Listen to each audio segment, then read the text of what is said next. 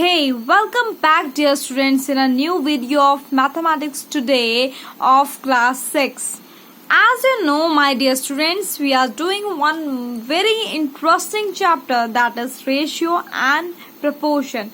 And the meaning of ratio, we get that comparison of two quantities. Okay. So my dear students, we are on exercise 8a up to question number 5th we have done. So today we will start from question number 6. A boy scored 60 marks in a science test and 75 marks in a mathematics test. So he is quite intelligent in mathematics. What do you say? Correct na? So what is the ratio of his mathematics marks to his science marks? Okay. तो कोई एक लड़का है जो इसने science में 60 number लेके आया है और मैथमेटिक्स के टेस्ट में वो लेके आया है 75 मार्क्स. तो अब वो कह रहे हैं find the ratio of mathematics marks to the science marks. अब now dear students, little more formalities you have to do. That is first you have to write that is what is given, that is marks scored in science. Science में कितने marks लेके आए? 60 नंबर. Marks scored in mathematics that is 75. ये हमको दिया हुआ है. फाइंड क्या करना है? Ratio of his mathematics marks to his science marks. Means mathematics marks और साइंस मार्क्स का रेशियो लेना है. सो हम सॉल्यूशन में क्या करेंगे? रेशियो लिखेंगे is equal to mathematics marks over science marks. Mathematics में 75 नंबर लेके आया है और साइंस में लेके आया है 60 नंबर. आप इसे 5 से डिवाइड कर सकते हैं, पर मैंने इसे फिलहाल किया है 15 से डिवाइड. 15 5 जा 75, 15 4 जा 16 और मेरा रेशियो है 5:4. Now question number 7 is that an alloy consists of 15 1/2 gram of zinc and 7 3/4 gram of copper. Find the ratio by weight of zinc to copper in the alloy. किसी एक alloy है, कोई मतलब कुछ भी समझ लीजिए आप, एक बर्तन समझ लीजिए, alloy कुछ भी समझ लीजिए. उसमें जिंक है 15 1/2 ग्राम का और कॉपर है 7 3/6 ग्राम का. अब वो कह रहे हैं कि ये ग्राम, तो बेटा ये वेट समझ लो, ये इतने वेट का ये है और इतने वेट का ये है. अब वो कह रहे हैं कि इन्हीं के वेट का आप क्या करिए? रेशियो निकालिए. ठीक है, तो निकाल देते हैं ratio. For this question also we have to do some formalities. That is, first we have to write given alloy consists zinc. alloy के पास जिंक मात्रा में 15 1/2 ग्राम. इसको सॉल्व करने के लिए 15 2 जा 30 एंड 30 प्लस 1 ये होगा मल्टीप्लाई और इसको हम करेंगे add.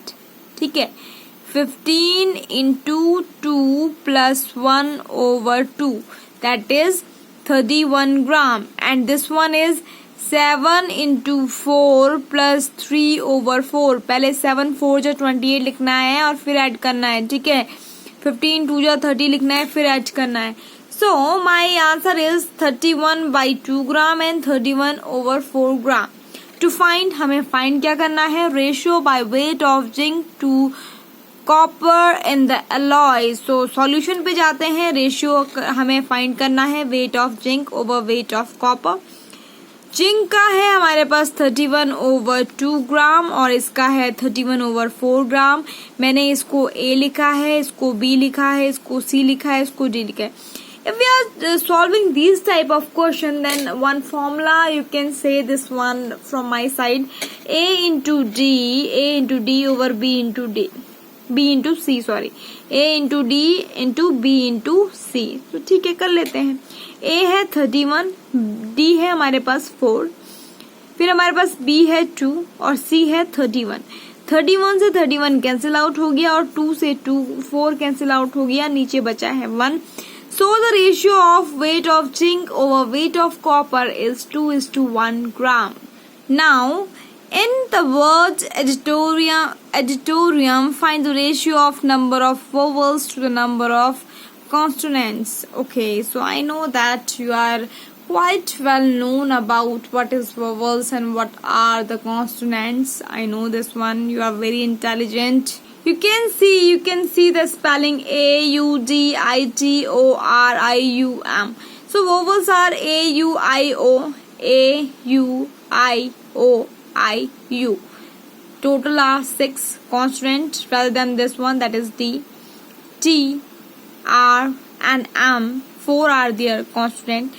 This is the given. Vowels are 6 and the consonants are 4.